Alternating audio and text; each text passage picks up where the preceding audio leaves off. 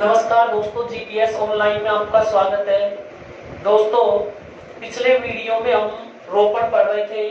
रोपण की विधियां हम वर्णन करेंगे। रोपण की कौन कौन सी विधियां हैं, जिनका पहली जो विधि है जीवी रोपण, इसको वीप या जिव्यारोपण भी कहा जाता है। जिव्यारोपण इसको इसलिए कहा जाता है क्योंकि रोपण में क्या किया जाता है, एक तो कलम और एक स्कंद दोनों को आपस में बांधा जाता है। तो कलम ऊपरी भाग होता है, स्कंद जिसमें जड़ होती है उस भाग को स्कंद कहा जाता है।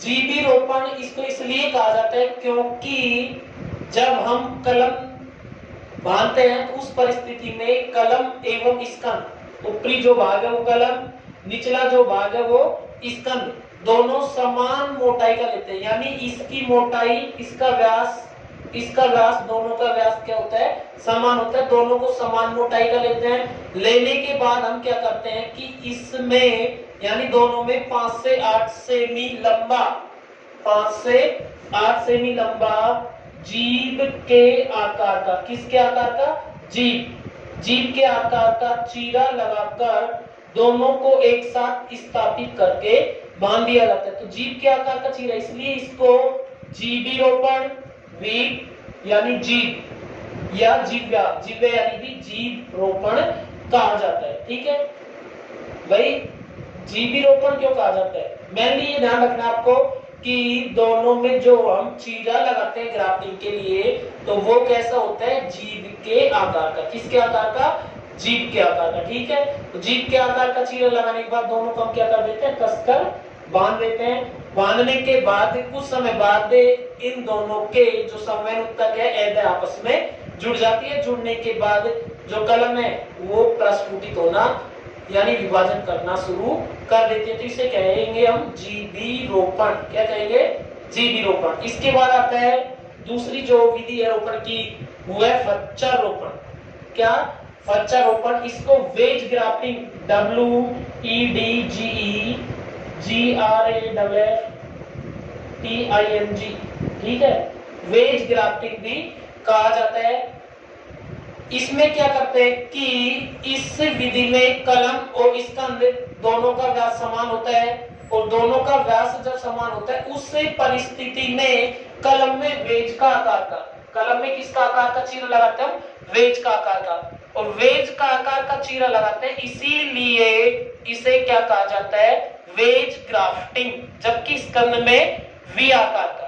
अभी हम वेज की बात करते हैं। वेज क्या है, जब हमने स्कंद में, मान लो ये स्कंद है, इसमें जब हमने वी आकार का ये चीरा लगाया, ये हुआ वी आकार।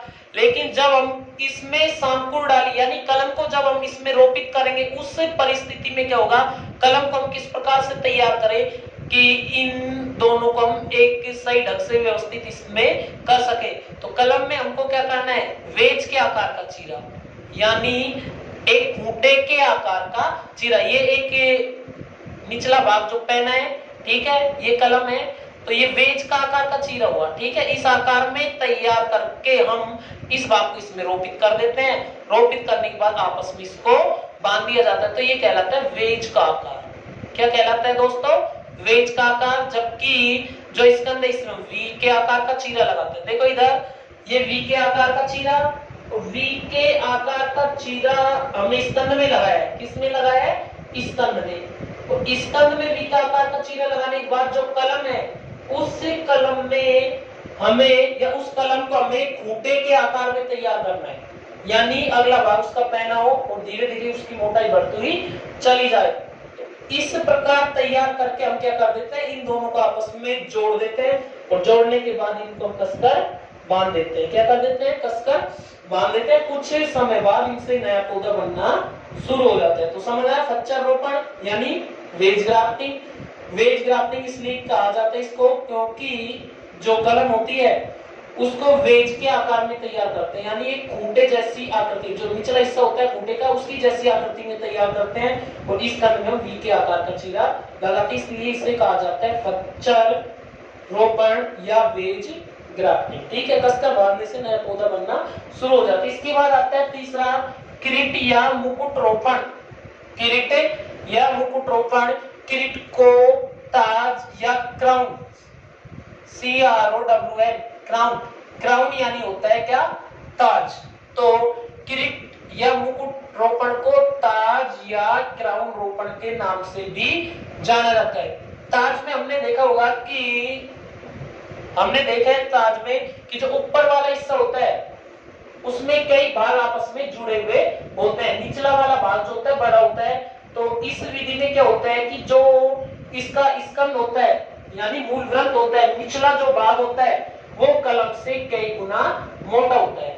यानी जो ये स्कंद है, ये स्कंद कलम से कई गुना मोटा है। ये कलम है, क्या है, कलम। तो स्कंद जो है कलम से कई गुना मोटा होता है। मोटा होने के कारण इस पर एक से अधिक कलम लगाई जा सकती है। इसका फायदा है, ये हमारे लिए अधिक बेनिफिट की विधि है, क्योंकि जब इससे पौधे उत्पन्न कराए जाते हैं तो उस समय एक ही स्कंद पर कई कलम तैयार की जा सकती हैं। इसमें क्या होगा कि जो स्कंद है वो कलम की अपेक्षा कई गुना मोटा होता है। मोटा होने के कारण इस पर हम कई कलमों को, ये दोनों साइड में हम इधर भी कलम लगा सकते हैं, इसके पीछे की साइड में भी कलम लगा सकते हैं। तो एक की ही स्कंद पर कई कलमों को लगाया जाता है, जिससे ताज जैसी आकृति का निर्माण होता है। इसलिए इसे कहा जाता है क्या, किरीट या मुकुट या ताज या क्राउन रोपण। पढ़ के देखते इसमें स्कंद की मोटाई कलम से कई गुना अधिक होती है, कई गुना अधिक होती है या कई गुना होती है, जिसके कारण एक स्कंद पर कई कलम लगाई जा सकती है। इसका ये बेनिफिट है, जो भी उपयोग करता है उसको ये बेनिफिट है कि इस पर कई कलमें यानी कई इस पर पादप तैयार किए जा सकते हैं। ठीक है, तो चित्र के नीचे लिख देंगे मुकुट रोपण। जैसे ही कलम रोपित की जाती है इनको आपस में हम टाइटली बांध देते हैं, ताकि इनके जो संवेद तत्व तय है वो आपस में जुड़ जाए और जो कलम है वो आगे बढ़कर वृद्धि करना, आगे चलकर वृद्धि करना प्रारंभ कर दे। ठीक है, इसके बाद आता है चौथा, कलिका रोपण। कौन सी, कलिका रोपण। कलिका रोपण में क्या होता है कि इस विधि में स्कंद में कलिका लगाई जाती है यानी कलम। तो कलम कैसे लगाए जाते हैं, लगाई जाती है कि स्कंद में टी आकार का चीरा लगाकर, ये जो स्कंद है इस स्कंद में हम टी के आकार का, अंग्रेजी का जो अक्षर है टी, उसके आकार का चीरा लगा लेंगे।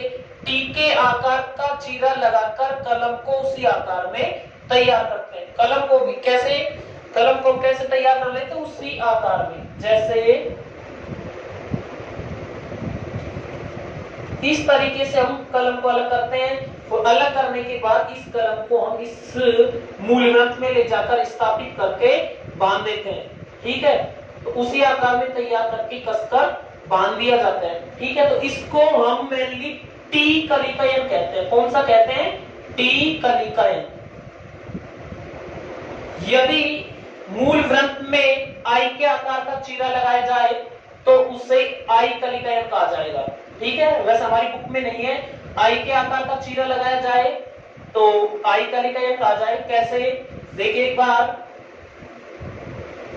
ये मूल ग्रंथ, इस मूल ग्रंथ में यदि हम क्या करते हैं, अंग्रेजी के आई अक्षर का आकार लेकर चीरा लगाते हैं तो इस जो कलिकायन है उसको हम कहेंगे आई कलिकायन। यानी इसमें कलिका भी आई आकार में तैयार कर लेंगे, इसलिए कहलाएगी आई कलिकायन। कौन सी कहलाएगी दोस्तों, आई कलिकायन। यदि हम चीरे को अंग्रेजी के वी अक्षर जैसा लगा दें तो वी कलिकायन हो जाएगी। यानी स्कंद में देखिए एक बार इधर हम क्या करते हैं, स्कंद में वी के आकार का चीरा लगा देते हैं और वी के आकार का चीरा लगाने के बाद जो हमारी कलम है उसको भी हम वी के आकार के चीरे में तैयार कर लेते हैं और तैयार करने के बाद इसमें हम उसको लगाकर बांध देते हैं। तो ये जो विधि है, ये जो कलिकायन है वो कहलाएगा वी कलिकायन। क्या कहलाएगा दोस्तों, वी कलिकायन। तो ये जो कलिका लगाने की जो विधि है यानी रोपण की जो विधि है, उनमें हम कई प्रकार से कलम को रोपित करके नए पौधे तैयार कर सकते हैं, जिसमें जीवी रोपण, फलचा रोपण, किरीट या मुकुट रोपण और कलिका रोपण। इस प्रकार से हम क्या कर सकते हैं, कलम को इस कंद से जोड़ सकते हैं, जोड़ने के बाद नए पौधे उत्पन्न कर सकते हैं। यदि इससे अगले वीडियो में हम पढ़ेंगे। यदि दोस्तों आपको हमारा ये वीडियो पसंद आया तो हमारे YouTube चैनल को सब्सक्राइब करना न भूलिएगा। धन्यवाद।